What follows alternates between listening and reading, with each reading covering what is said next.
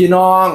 ซุ่มเจ้าเห็นคลิปคอนเทนต์เกี่ยวกับงานลอยกระทงที่กำลังเป็นกระแสวิพากษ์วิจารณ์บ่เออโอ้ยมันมีซ่องหนึ่งพี่น้องเอ่ยเราไปสร้างคอนเทนต์อะไรทำไมกับบ่รู้บุผู้บ่าวผู้สาวเขากำลังสิลอยกระทงกันอยู่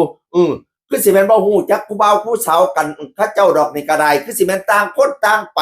แล้วผัดไปสร้างคอนเทนต์มานี่หือแล้วก็เขียนโพสต์ว่าแกล้งคนมีคู่ไปลอยกระทงจะเป็นยังไงพนาวานั่นน่ะเขากับกำลังลอยกระทงกันอยู่เนาะผู้บ่าวผู้สาวแล้วเนาะอธิษฐานอะไรทำไมลอยกระทงกันอยู่บัดนี้เขาเจ้ากับอันเมื่อกวักน้ำให้กระทงเขาเจ้าลอยไปพอแต่เขาเจ้าลอยกระทงไปปุ๊บบัดนี้เนี่ยแล้วก็เอากระทงของเรามายื่นออกแล้วก็เตะพวกกระทงเด่นตุ้งไปกลางน้ำพอพี่น้องเอ่ยตกลงกลางน้ำผู้บ่าวผู้สาวทั้งนั้นคู่นั้นก็สงสัยเป็นงงสงสัยเกิดอะไรขึ้นว่าพนาวานั่นน่ะข้าเจ้าลอยกระทงกันแล้วผันไปเตะกระทงแตกพวอยู่กลางอากาศลอยลง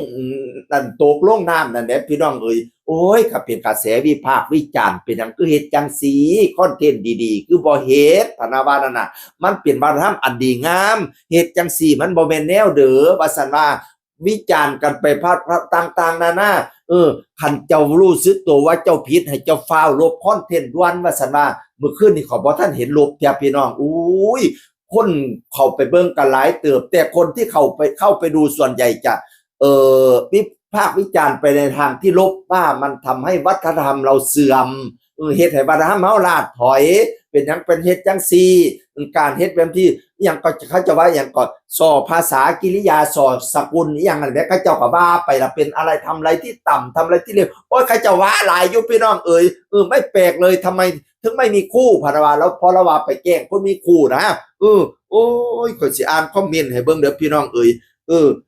เอาสมองส่วนไหนคิดคอนเทนต์กันกรองออกมาแล้วตีมันเหมาะบ่อย่าลบเด้อคอนเทนต์อย่าทบด้วยคลิปเดี๋ยวคนกระแสเยอะๆเสียได้ดังๆปังๆสู้ๆว่าซั่นว่านี่ก็จักว่าประสดหรือหยังคนอีสานใช่ไหมครับผมก็คนอีสานคือกันว่าซั่นว่าล่ะอ้ายครับถ้าอ้ายผิดทุกคนพร้อมให้อภัยครับแต่ถ้าอ้ายฮู้ว่ามันผิดอ้ายแต่อ้ายยังบ่ลบว่าซั่นว่าน่ะมันบ่ได้เท่เด้ออ้ายว่าซั่นว่าน่ะว่าซั่นรู้ถึงที่มาการศึกษาและครอบครัวต่ำรู้แล้วทำไมไม่มีคู่คอนเทนต์หัวพอสระอวยรอทำอะไรเข้ากับใบหน้าดีคอนเทนต์ไร้การศึกษาครับสุดยอดครับต่ำครับโอ้ยพี่เต้เม่นไปนะทั้งบอดีบลาคันเห็นคอมเมนต์แล้วก็ลบซะครับทั้งอีพอ